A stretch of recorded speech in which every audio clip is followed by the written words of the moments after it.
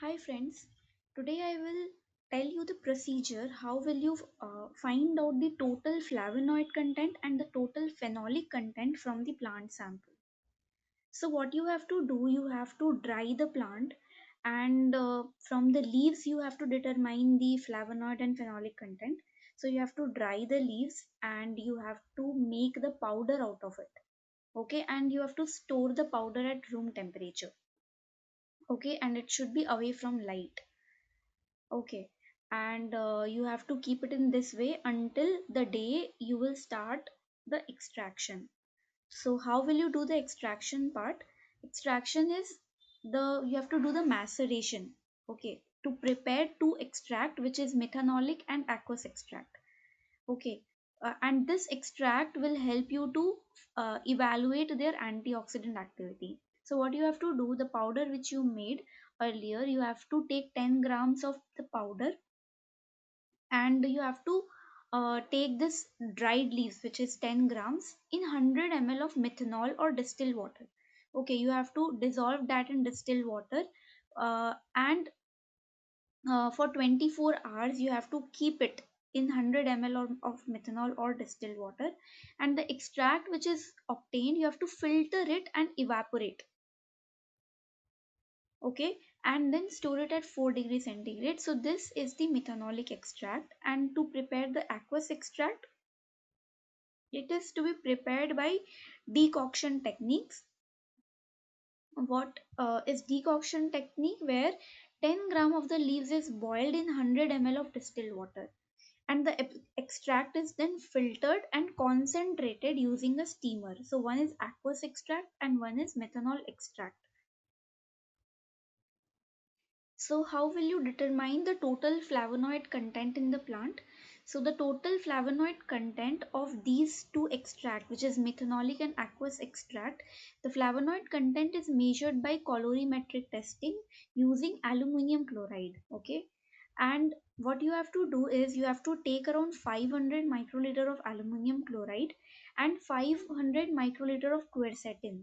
Okay, quercetin and aluminum chloride, they were combined in a 500 microliter sample volume. Okay, and they are allowed to react for 1 hour. Aluminum chloride and quercetin are allowed to react for 1 hour at room temperature and also in complete darkness. Then the absorbance is measured at 420 nanometer, and milligrams of quercetin equivalent per gram of dry weight were used to indicate the total flavonoid content, because you have to keep the control also. So you can keep milligram of quercetin equivalent as the control. Okay, and this will help you to indicate the total flavonoid content, where quercetin is used as a reference for calibration. Okay, and determination of phenolic content, how will you do that? You have to uh, find out the you have to again have methanolic and aqueous extract with you, and how you will do it, you will do it Fallin CO-Cal2 method. Okay, so what you have to do in the starting, that you have to make dilution. Okay, dilution of the extract in zero point 0.5 and 2 ml of sodium carbonate at 7%, and this was combined the extract at different concentration, uh, like dilution of zero point 0.5 and 2 ml of sodium carbonate at 7%, it is combined with 2.5 ml of 10% FC reagent, and after 2 hours of dark you have to again keep it in dark at room temperature. Then at Jasco V530, you was used by this particular scientist, and he has measured the absorbance at 760 nanometer. Okay, the absorbance of phenol is 760 nanometer and the absorbance for flavonoid is 420 nanometer. So the polyphenol content is expressed in milligrams of gallic acid equivalent per gram of dry weight. Okay, and here the gallic acid at different concentration is used as a standard for calibration. So this is about the determination of flavonoid content, which is done by colorimetric testing, and the phenolic content, which is calculated by Fallen CO-Calto method. After finding out, you can make the graph like this for flavonoid and polyphenol in different extract. You can find out the standard deviation and the error graph, and you can show whether the difference is significant in methanolic extract or aqueous extract or not. So I will share with you a very useful chart which will help you what kind of metabolite is detected with which instrument.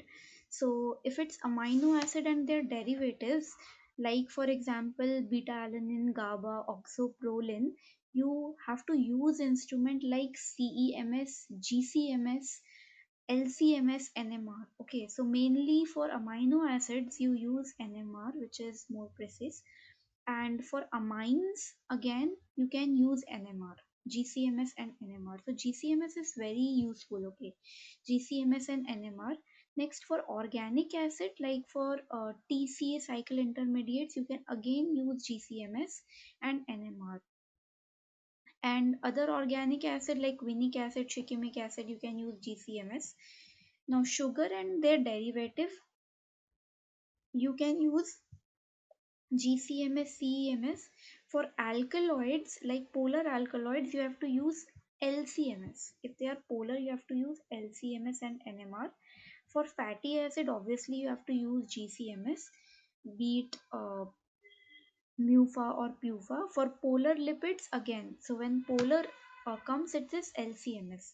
For isoprenoids like terpenoids and other derivatives, you have to use GCMS. For non-polar, and if your compound is polar, you have to use LCMS. And nucleic acid and derivatives, you can use NMR.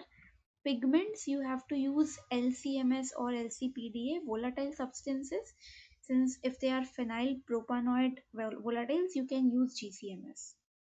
So there are other specialized metabolites, example polar phenyl propanoids, and if they are polar, you have to use LCMS, and phytohormones, you have to use LCMS.